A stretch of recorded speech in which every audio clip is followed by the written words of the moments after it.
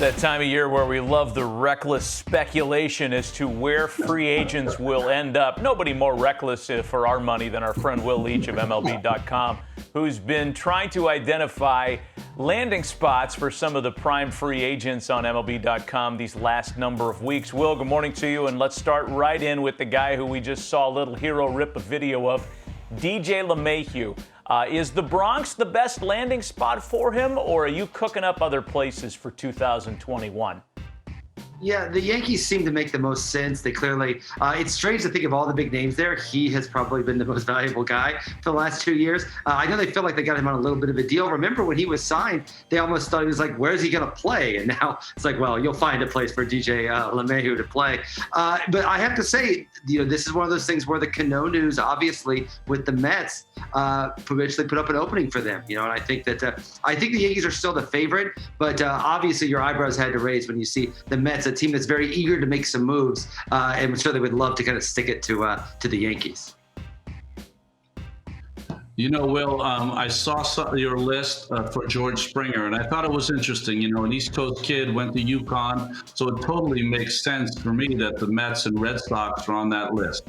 But I was very surprised that the number one team that he had on was George going back to Houston.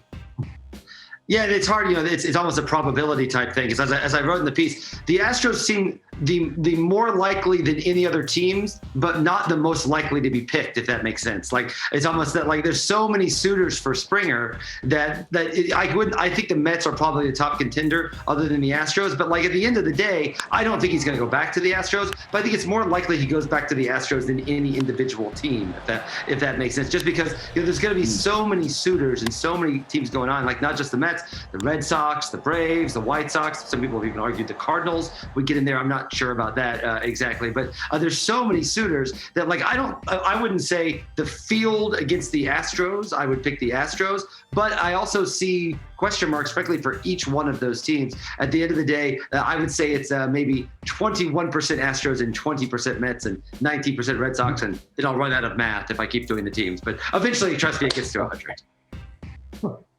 While we're talking about the biggest names on the market, let's get right to Trevor Bauer. And I think the same case with George Springer. There's no shortage of interest. It's just who's going to pony up the best deal. Yeah, and Bauer's interesting, too, because, listen, Trevor Bauer's obviously a great pitcher. He won Cy Young. He's a terrific player.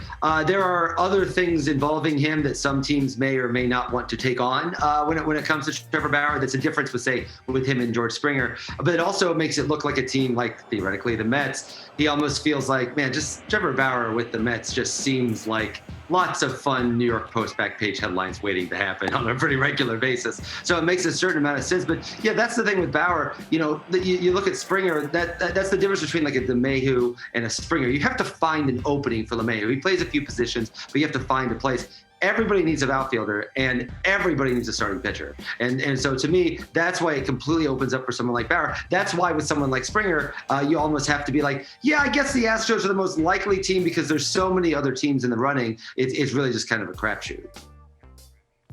Whereas in years past, Will, a lot of the bigger names have waited until later in the market, and I'm thinking notably of a handful of Scott Boras clients that waited notoriously late before signing, from Prince Fielder to Bryce Harper and a lot of names in between, because of all the strangeness around this year's market that we know to be true. Do you get the sense that this business will be executed sooner rather than later, or is it going to be business as usual with some of the bigger names and they are going to wait a long time?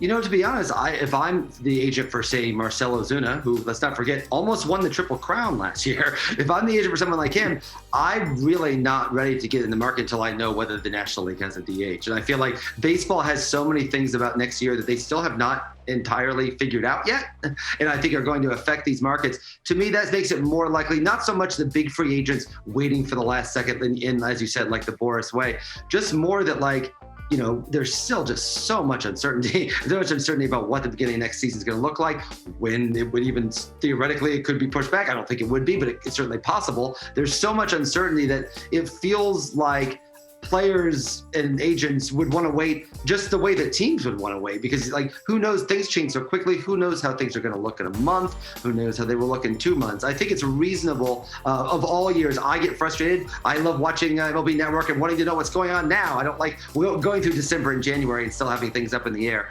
But I do think it makes a certain amount of sense this year, because really nobody even knows necessarily the rules of the playing field right now, let alone what the market's going to look like. Will Leach ranking the destinations of some of the top free agents on this year's market. Will, appreciate the visit as always, and we'll talk to you next week.